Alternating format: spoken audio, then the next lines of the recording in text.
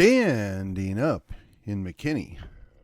This is According to Callus, episode 725. And today we're going to do another McKinney Monday, but it could be just as easily called McKinney Money. All right, before we get there, let me remind you the way that you could best help me make a difference, the way that we can continue to grow this program is to like, share, and subscribe to this here podcast. Join me on the social media of your choice. A reminder that I have a group and a page over at Facebook. I'm a pro at Gab. I drop in at MeWe. You can find me over at X, and the YouTube channel is still got the shows up, so I'll take it. And in lieu of that, you can join me on the podcatcher of your choice. I'm on all of them pretty much. Pretty easy to find, according to Callus. And if you're feeling like, hey, this is worth my time and effort, I'm not asking for your money, but I will ask you, take a moment to rate and review this here program. Here we go, on with the program. Okay. So, I feel morally obligated to give a bit of an explanation. So last McKinney Monday, I talked about the fact that one of the mayoral candidates was involved in we'll just call it minor scandal about 2009. Now, I know a lot of my listeners are probably saying, well, that was 15 years ago, or we're getting over about 20 years old. Yeah, that's all true. But if you can't be trusted, or you prove yourself not trustworthy the first time, why in the world would I want to give you another shot at it? Just, another way to think about it. But again, it's just, my biggest problem is I can't get a straight answer what happened. I don't know all the details, and I don't think it would be fair for me to besmirch the individuals involved. But I got to ask myself, when I see the name Thad Helsley and Bill Cox, and they were the two people named in allegedly seeking a bribe from a developer before the developer was going to be able to break ground, what am I supposed to think? Now, Bill Cox he took some time off, and now he wants to be the mayor. And he touts his massive amount of experience that he has from being on the different boards for the city. I guess, if we could go look through his resume, I'm sure he spent some time on the McKinney Economic Development Corporation and the McKinney Development Corporation, or Community Development Corporation, whatever. It doesn't matter. The two go hand in hand. And while it may be uncomfortable because, again, I don't know, and the court case doesn't have an easy answer. It just doesn't. It's disappointing. That's how I'm going to call it. It's disappointing that we can't do any better, that we don't have another answer. We don't have another option. And then when I go and I look, not only do we have, let's say, a questionable situation for a candidate that wants to be the mayor, his partner in that, we'll call it alleged crime, is the treasurer for one of the candidates for the at-large race. Now, I've often made peace with the fact that the old families, right, the ones that have been here, just like every other city, you're going to have your old boys club, for lack of a better phrase. They're going to look out for each other. They're going to protect each other. They're going to see to it that they do well. And I've always been willing to just kind of turn a blind eye as long as the city legitimately is benefiting. Is there an outcome that's positive for the city? And if they get their, piece of the action and they do it in such a way that's completely legal, there's really not much that can be done about it, and you shouldn't lose sleep over it. But it doesn't change the fact that it's questionable. It's a problem. Whether it's just a flat out situation where we'll call it graft, or whether it's just a conflict of interest, I don't know. And there were a number of articles that were written back in the day that are conveniently behind paywalls. So it's a challenge to get easy access. Now, I imagine you could go FOIA some of these things. But again, if the appearance of impropriety is enough to prevent people from running or are used to get people out of office or from serving, how is it that these two have been able to be around for so long?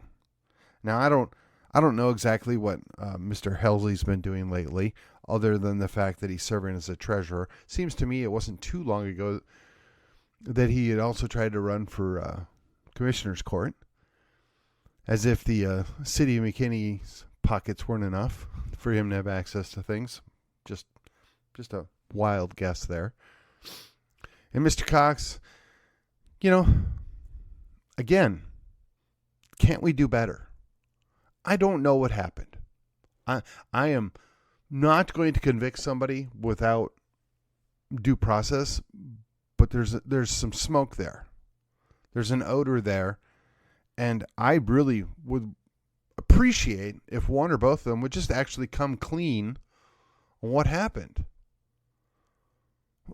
What happened when those developers sued them and sued the city? And what about all the millions of dollars the city had to pay? Just be honest, right? Sunlight is the best disinfectant. I don't think that's too much to ask for.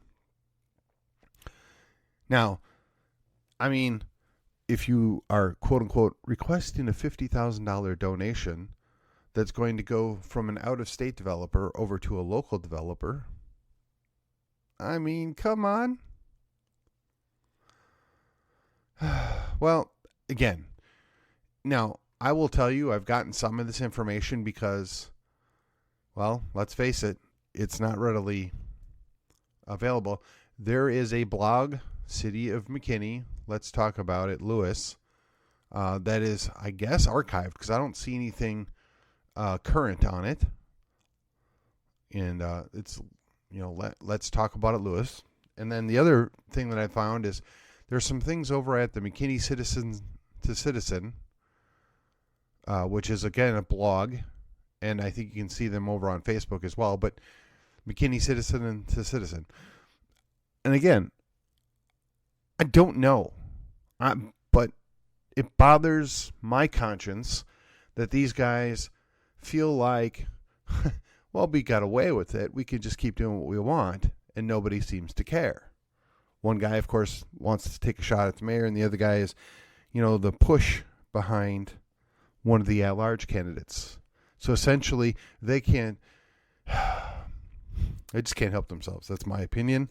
All right.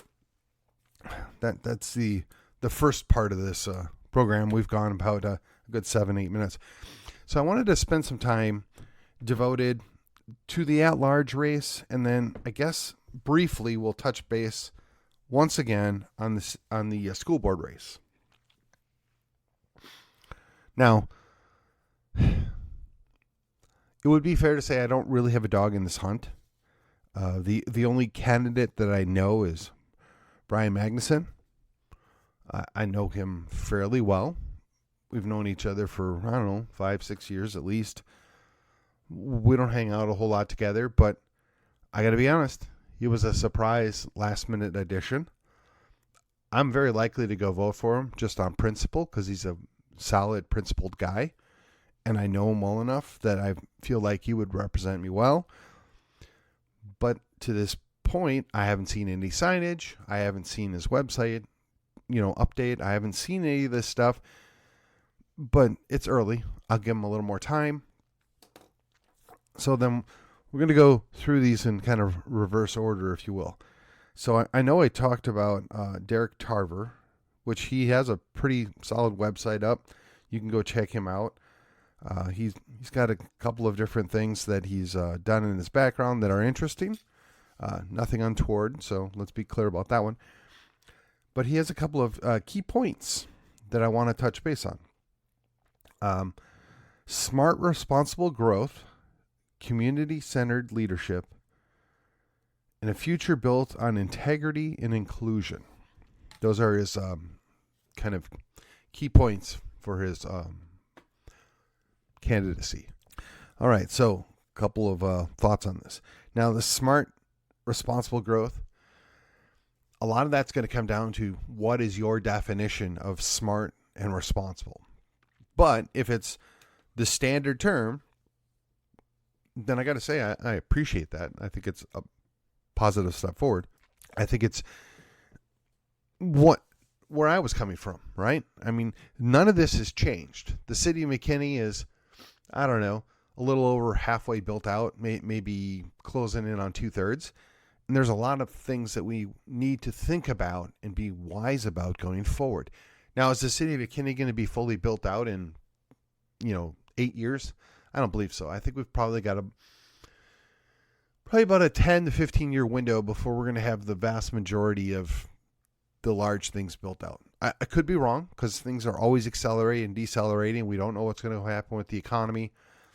A lot of things at play here. So, but again, the smart, responsible growth, if it means what I would think it means, agreed. Community-centered leadership. This sounds like a tagline, right? Again, it's all, what do you mean by this? What's your definition? Now, if this means that we're going to take the time out and listen to constituents and hear them out what their desires are, what they would like to see, yeah, I support that notion. But if it means that we're going to hamstring people that are trying to build businesses, we're going to make it more difficult to do things because somebody in the community doesn't want it there, yeah, I'm not sure I'm on board with that. So I would like to know more information. And all these guys, they're going to get an opportunity to speak. And we'll touch base on that in a minute. And the future built on integrity and inclusion. Well, setting aside the word inclusion, a future built on integrity. Well, wholeheartedly, I agree. And the integrity part is part and parcel of my concern with Thad Helsley being involved in a campaign and Bill Cox running for mayor. That's an integrity issue, in my opinion. Again, I'm not condemning wholeheartedly because I don't know, but it's a red flag. It's smoke. We, the people, deserve to have answers. And, it's interesting. Okay, but when you bring in the word inclusion, this again comes to the definition. What do you mean? How do you define it? Now, if inclusion meaning, hey, we want to include the entirety of the city geographically, yep, agreed. That's great. I think the east side of McKinney has long been ignored, but I think the east side of McKinney has brought that upon themselves and their lack of action and their lack of interest. Just so the two can go hand in hand. If it is, we want to make sure that we have various things set up for people of various backgrounds or behaviors. Yeah, I'm less excited about that. So I don't know Derek Tarver. I don't want to say anything negative because I have nothing negative to say about him as an individual. It is my hope that it's a slogan, a tagline. And as a general idea, yeah, sounds great. All right. From there, Want to talk about the third candidate, Taha Ansari. I hope I got that name correct. I heard you. Not only is this guy a medical doctor, but he has an MBA. And as a medical doctor, he's a psychiatrist on top of it. Now, this might lend itself to a couple of jokes about maybe checking himself out. Why would he want to be a candidate? But I think the fact that a medical doctor that specializes in how people think and has an MBA on top of it, I mean, that's some pretty high qualifications there. That's something to be proud of, something to consider. I mean, if we were going to go simply on credentials, that's very solid. Okay, so I looked at the website, and he's got look at the cost of living or lower the cost of living. Not sure how that's done. That has been a recurring issue in the city of McKinney as it becomes more expensive to live in Collin County in general, and McKinney specifically. I'm not sure what you can do. You could lessen the regulations. You could slim down the requirements on the type of housing, the square footage, and the materials, that kind of thing.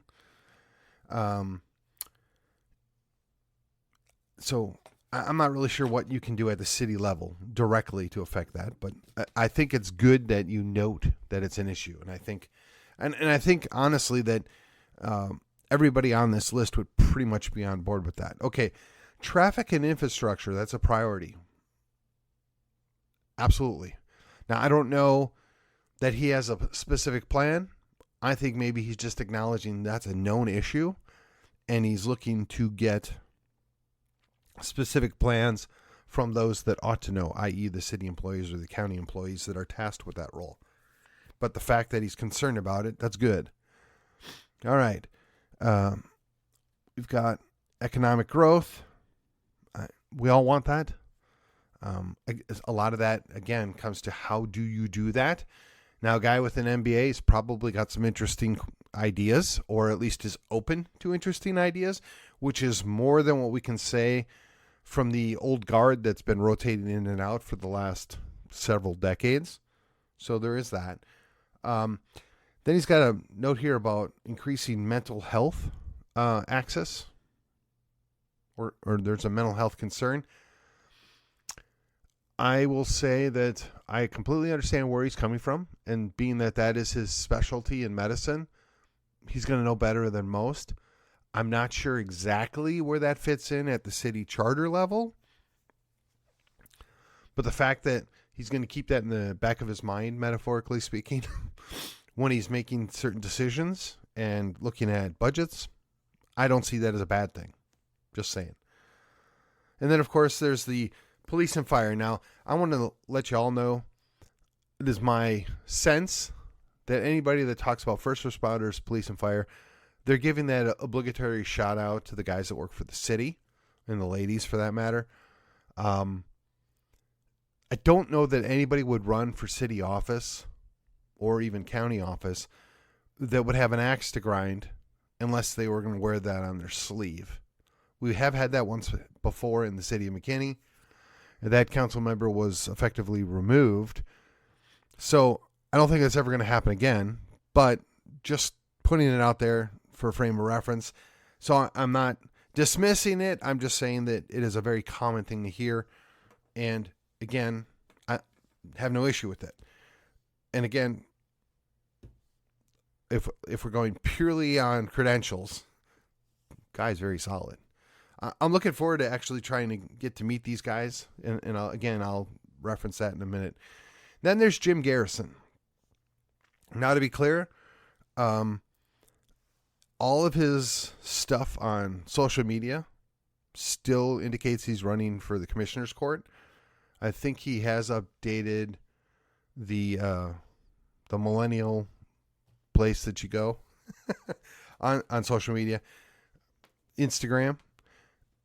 But I don't see anything on Facebook, where all the old fogies are at, and I haven't seen anything on the actual website as of yet. But I did note that his kickoff is supposed to be tomorrow night, so maybe we'll see that stuff roll out here in the next couple days.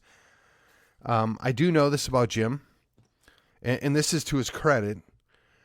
He was one of the leaders behind the movement Unmask McKinney. And when we were in the lockdown, he was one of the activists that was pushing against that. So he deserves credit for that, especially considering he was good friends with the mayor, the outgoing mayor, and those two probably did not see eye to eye on that issue. So, notwithstanding his approach to running against the incumbent, my friend Daryl Hale, I'm not hating the fact that he wants to run for city council. I'm just not sure what he's going to bring that's unique. And when I look at at least two other options here that would be preferential to me, if for no other reason, the way they behave. All right, that brings us to the last person. This is a 5-person race. So we've got a guy by the name of Ernest Lynch. Now, he was the CEO of the medical city of McKinney. So that's kind of shows that he's got, some leadership skills there. I assume he's got the appropriate education to go behind that.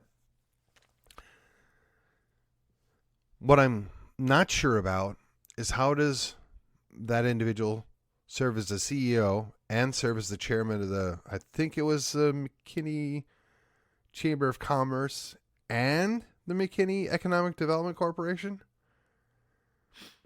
It seems to me that might be a bit of a conflict of interest, but if the people that were all there thought it was a good idea, okay. I mean, now I don't know if that speaks to lack of quality people that want to serve, or if they just want to keep a tight leash on everything. Based upon what I know about the city of McKinney and what we've been watching going on for the last, 15, 20 years, it would seem to be more of keeping a leash on things. But again, Mr. Lynch does have some high qualifications here. He's got a background. He's got a connection, which is, in my opinion, concerning. You can check that out yourself. I don't know that he had anything to do with any of that, but the connection. I don't believe you're guilty by association. I don't believe in that. But again, something that you ought to know about. So he's got on here, he wants to lower taxes. Okay. And what are you going to do to offset it? How are you going to pull that off? And this, the same question you ask all the other people.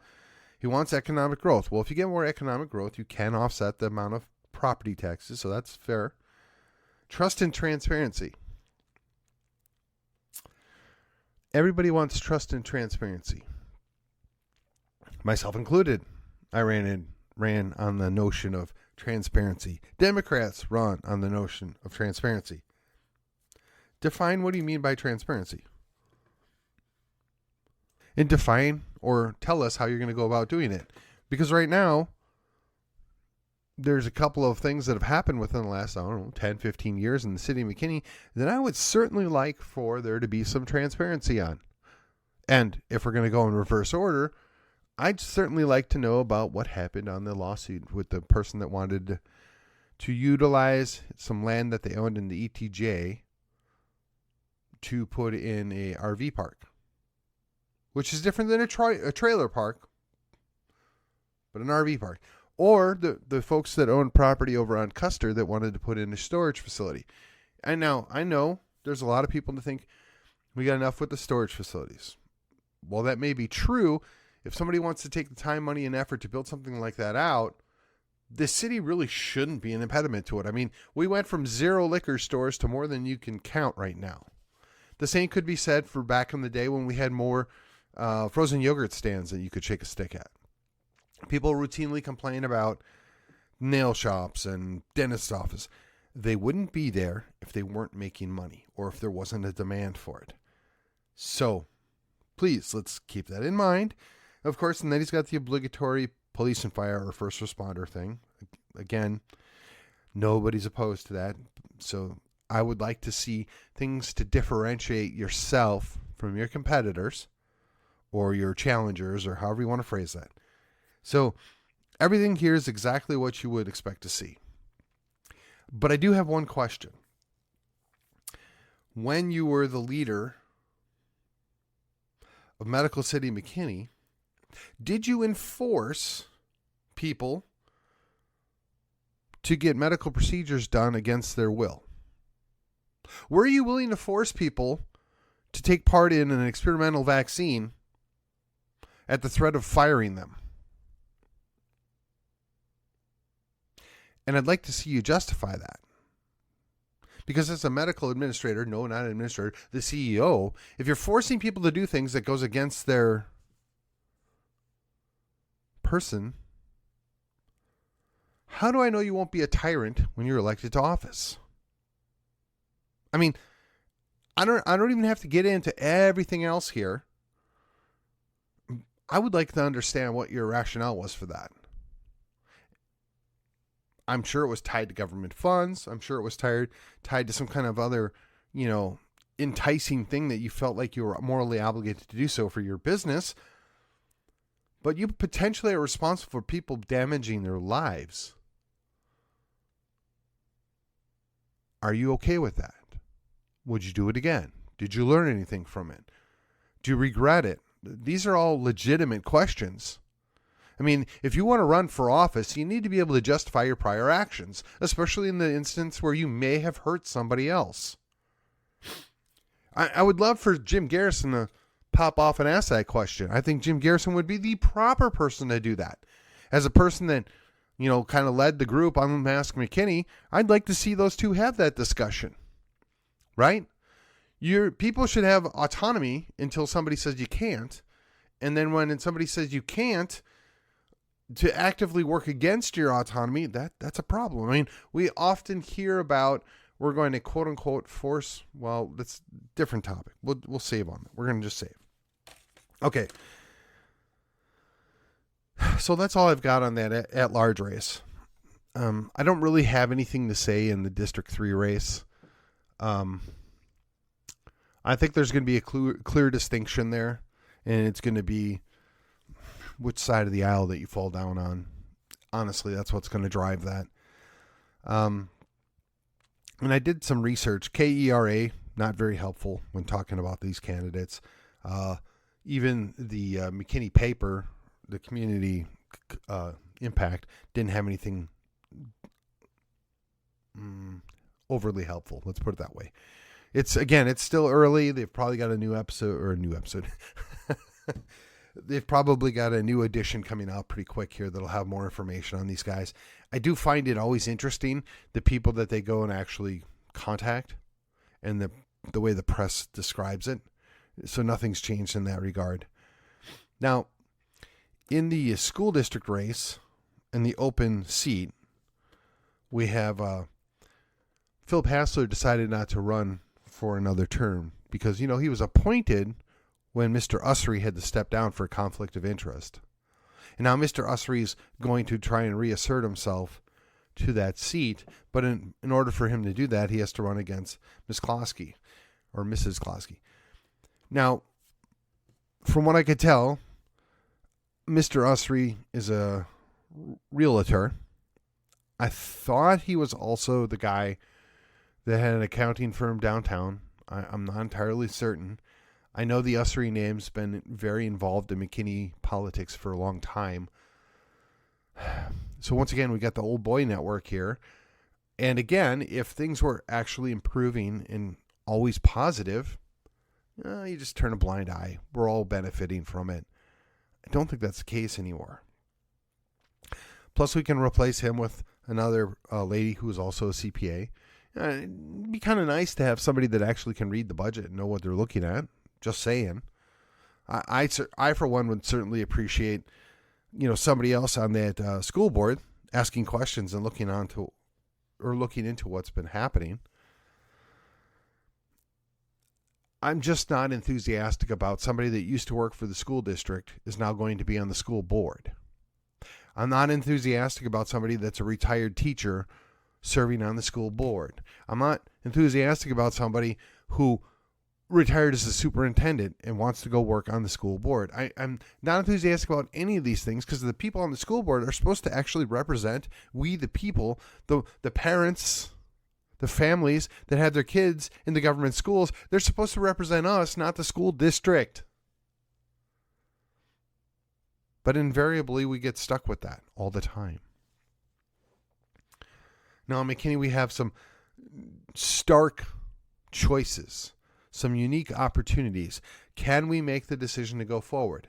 Setting aside the R and the D in the scenarios, setting aside the idea that some of this is reactionary versus more progressivism, right? Just looking at it from the outside in, I'm hopeful. The cautionary tale is the Republicans or the conservatives routinely stay home in municipal elections, which is sad. And we get extremely low turnout that determines. We have a city of over 200,000 people. We have, I guess, somewhere in the neighborhood of 30,000 students. We should have roughly 100,000 voters, and we're doing well to get 10,000 people to show up and vote.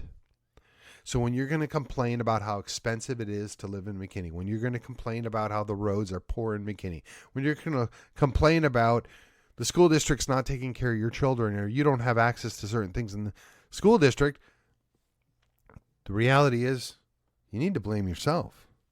You need to consider what part of that do you own by your lack of involvement, by the fact that you've ignored all these things for so long. Now, again, I run the risk of stirring up the left as much as the right. But I got to tell you, we're all in this together. Legitimately, we're all in this together.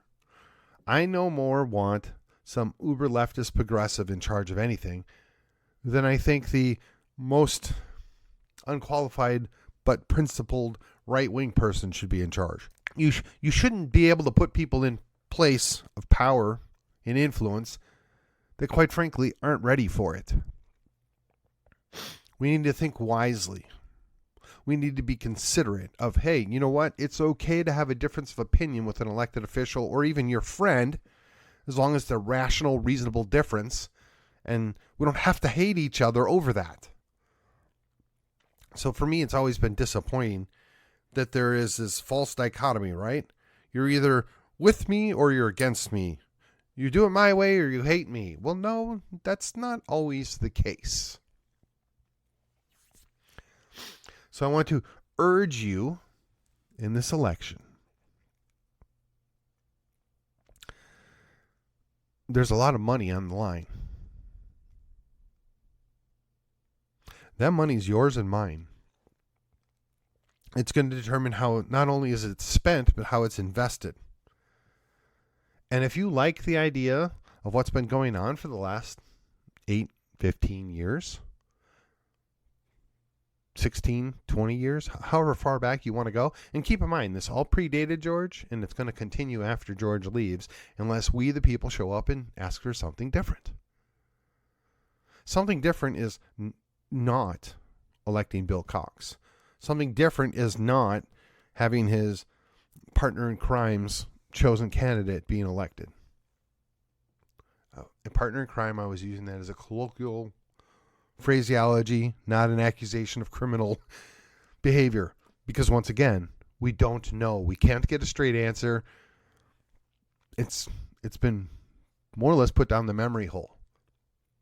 I've given you 2 places you can go and do your own research.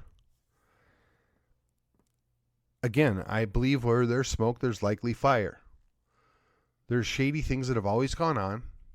And for the most part, the general public is generally willing to turn a blind eye to people in power and authority getting a little something, as long as they don't have to pay for it, as long as they don't have the consequence, as long as they're not stuck holding the bag. But unfortunately, the two often go hand in hand. Unfortunately, quite frankly, we're the ones that end up getting the short end of the stick almost all the time. With that, this has been According to Callus.